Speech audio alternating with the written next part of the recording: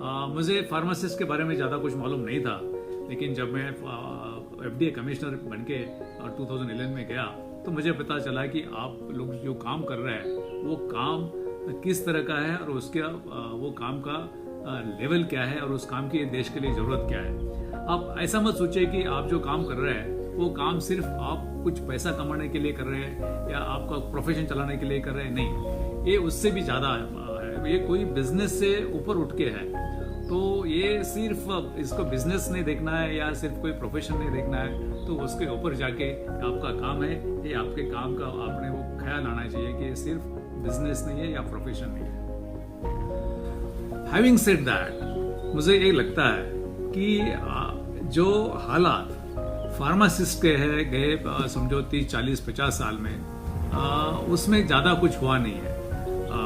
इस देश में 8-9 लाख ऐसे रिटेल आउटलेट्स हैं और वो रिटेल आउटलेट में कानून के तहत under the rules of 1945 pharmacist का होना जरूरी है। ये होने के बावजूद मुझे लगता है कि अभी भी 2020 में हर एक फार्मेसी शॉप में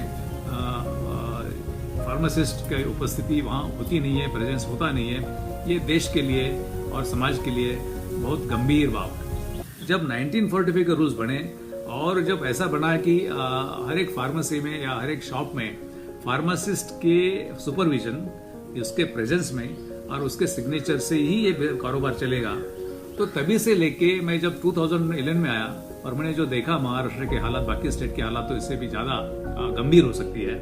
महाराष्ट्र में फार्मासिस्ट वेयर रेयरली अवेलेबल और ये बहुत खराब स्थिति थी।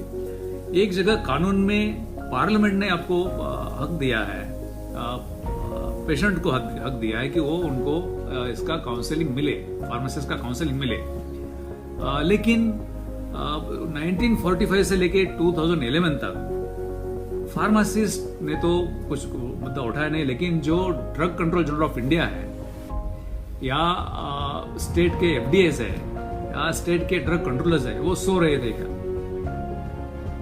बहुत गंभीर स्थिति है। पार्लियामेंट ने बहुत अच्छा काम किया। पार्लियामेंट में बताया कि हर एक शॉप में फार्मासिस्ट रहेगा। वो फार्मासिस्ट इसलिए रहेगा कि उसने पेशेंट को काउंसलिंग करना है। अभी पेशेंट को काउंसलिंग क्यों करना है ये मैं अभी ज़्यादा आपको बताता हूँ, उसके ऊपर मेरे वीडियोस है कि पेशेंट में काउंसलिंग क्यों करना है। पूरे दुनिया में जो डेवलप कंट्रीज है सब जगह ऐसा होता है। और डॉक्टर के पास अगर कोई 10 मिनट रुका तो फार्मासिस्ट के पास 15 मिनट रुकता है। तो ये सब चीज़ें हैं कि फार्मासिस्ट के पास पेशेंट ने ज़्यादा रुकना है और वो दवा के बारे में उसके बारे में ज़्यादा मालूमात करनी है। अभी मैं इसमें भी जाऊंगा नहीं कि एडवर्स ड्रग रिएक्शन की वजह से USA में कितने लाख लोग मरते हैं और कोई उससे क्या प्रॉब्लम होता है, वो तो सब होता ही है। ये सब आप देख सकते हैं। मेरा छोड़िए, वर्ल्ड हेल्थ ऑर्गेनाइजेशन ने उनका जो फैक्ट शीट है उसमें बताया है कि जो ड्रग्स बेचे जाते हैं, प्रिस्क्राइब किए जाते हैं, out of that 50% are unnecessary prescribe, under prescribe, over prescribe या नॉट प्रॉपरली डिस्पेंस्ड, और 50% ड्रग्स ऐसे होते हैं कि जो पेशेंट है वो उसका कोर्स पूरा नहीं करता या गलत तरीके लेता है। ये अगर अवॉइड करना है तो उसके लिए सिर्फ फार्मासिस्ट का ही जिम्मेवारी है और वो ऑल ओवर द वर्ल्ड है। अगर ऐसा है तो 1945 से लेके 2011 तक और अभी भी वो फार्मासिस्ट का जो रोल दिया है पार्लियामेंट ने, वो रोल का उसका इम्प्लीमेंटेशन क्यों नहीं किया। इसका मतलब है कि जो रेगुलेटर है, जो secretary health government of India है, जो स्टेट के सेक्रेटरीज है हेल्थ के, और drug control general of India है और FDA कमिश्नर्स और प्रोमोटर, उनका ये फेलियर है। They have failed miserably to protect the patients in the country for last 3-4 decades. और उसकी वजह से फिर आपका भी उसमें कोई रगा नहीं, आपका रोल उन्होंने निकाल दिया। फिर आपने शुरू क्या किया कि आपके जो सर्टिफिकेट्स होंगे वो सर्टिफिकेट्स आप रेंट पे दे रहे हैं, 100 रुपया, 1500, 2000 तक गया होगा। लेकिन ये क्या चीज है कि जो कानून बोलता है कि आपका क्या सर्टिफिकेट के लिए आपने डिप्लोमा किया है या सर्टिफिकेट के लिए आपने डिग्री नहीं किया, आपने इसके लिए किया है कि वो पेशेंट को काउंसलिंग मिले। तो मुझे आपकी एम्प्लॉयमेंट तो है ही, हर एक का प्रोफेशन है, हर एक का कुछ ना कुछ तो मनी अर्निंग का ये होना चाहिए, सोर्स होना चाहिए। लेकिन उससे बड़ा ये जो है कि पेशेंट काउंसलिंग इस देश में नहीं हो रहा है। और मुझे लगता है कि ये मशीनरी का फेल्यूर है, गवर्नमेंट का सिस्टमिक फेल्यूर है। अभी मैं आपको एक बोलता हूँ कि उसमें एक गवर्नमेंट ऑफ इंडिया ने drug control general of government of India ने ड्रग्स एंड कॉस्मेटिक एक्ट 1940 में एक प्रावधान बनाया, मुझे लगता है कि सेक्शन 33P या कुछ तो है, कि अगर ड्रग एंड कॉस्मेटिक एक्ट का कोई इम्प्लीमेंटेशन नहीं होता है कोई स्टेट में, तो उनको डायरेक्शन देने के लिए गवर्नमेंट के पास, सेंट्रल गवर्नमेंट के पास अधिकार रखे। तो अगर फार्मासिस्ट इस देश में अगर शॉप में नहीं रहते हैं तो गवर्नमेंट ऑफ इंडिया ने आज तक 30-40 साल में डायरेक्शन क्यों नहीं दिया? Drug control general of India ने ऐसा डायरेक्शन क्यों नहीं दिया? और मुझे लगता है कि ये जो FDA कमिश्नर्स और ड्रग कंट्रोल उन्होंने इसका अमल क्यों नहीं किया, तो ये गिल्टी है। They are guilty of making the life of patients miserable in this country. तो ये जो चीज है, मुझे लगता है कि आप जो है, आप थोड़ा सा एक मशीनरी का गवर्नमेंट का हिस्सा है। जब आपके ऊपर कोई जिम्मेवारी डाली है कानून ने, तो वो जिम्मेवारी आपने निभाना चाहिए और आपने पेशेंट के साथ रहना चाहिए कि आपको ये जिम्मेवारी दी है। और ये जिम्मेवारी ऐसी कि हमारा कंसल्टेशन होना ही है कि जो डॉक्टर दवा प्रिस्क्राइब कर रहे हैं, वो दवा प्रिस्क्राइब करने के लिए वो काबिल है क्या नहीं है, या कोई वो बिना काबिलियत की दवा प्रिस्क्राइब रहे, वो सही मात्रा में है क्या नहीं है, वो वेट के मुताबिक है क्या नहीं है, मल्टी फार्मेसी ऐसे ही पुश करने के लिए दिया जा रहा है क्या, ये सब चीजें करके, और अगर वो गलत है तो आपने वो वापस करना चाहिए, नंबर 1।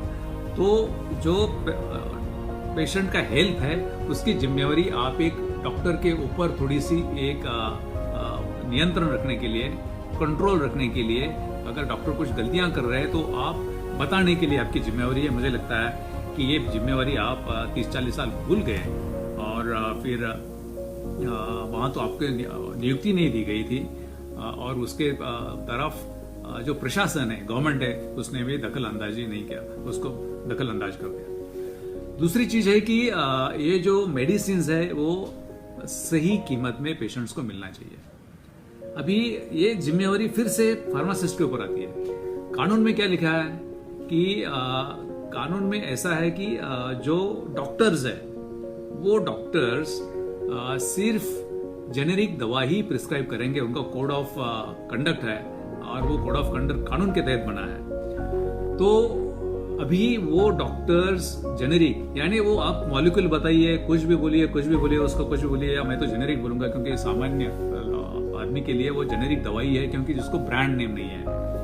आपके कोई बड़े जो ऑफिसर है जो बैठे दिल्ली में इधर उधर, वो इसके ऊपर बहुत बहस करते हैं कि मॉलिक्यूल क्या है और जेनेरिक क्या है, उसमें मत जाइए।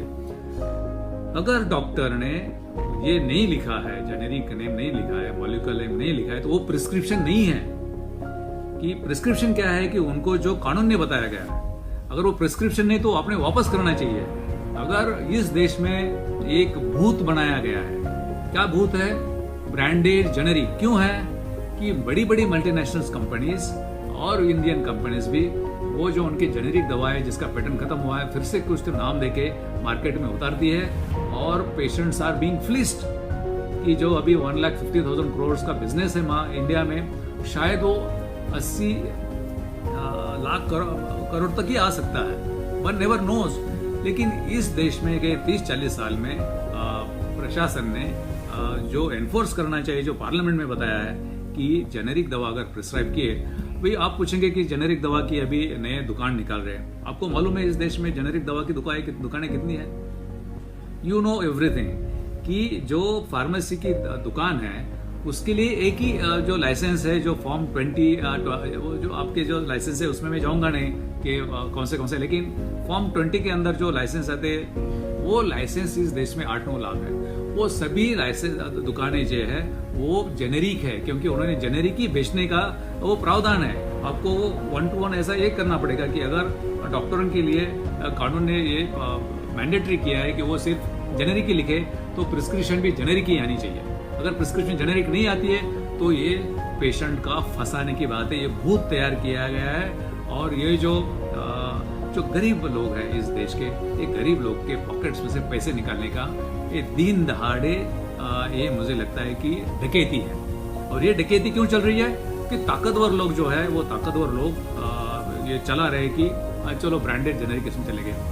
अभी ये आपकी जिम्मेवारी थी, लेकिन आपको उधर उन्होंने आपको साइड कर दिया ये सब सिस्टम से, तो आप भी कुछ कर नहीं पाया, लेकिन ये आपकी जिम्मेवारी थी। आप लोग बहुत ऐसा बोला जाता है कि ये जेनेरिक में कोई ये नहीं होता है। अभी जो जेनेरिक है 20% ऑफ द वर्ल्ड जेनेरिक जो खपत होती है उसमें से इंडिया से चले जाते हैं। अमेरिका से जो 40% अमेरिकन लोग जो जेनेरिक खाते हैं वो इंडिया से जाते हैं, और बहुत बड़े मात्रा में जो इंग्लैंड के लोग हैं वो भी जेनेरिक यूज करते हैं, वो इंडिया से जाते हैं। तो जेनेरिक वहां चलती है और यहाँ नहीं चलती है। ये सिर्फ एंड सिर्फ एक इंडियन पेशेंट के खिलाफ किया हुआ एक बड़ा कॉन्स्पिरेसी है। इंडियन पेशेंट के पकड़ से पैसे निकालने की ये डकैती है।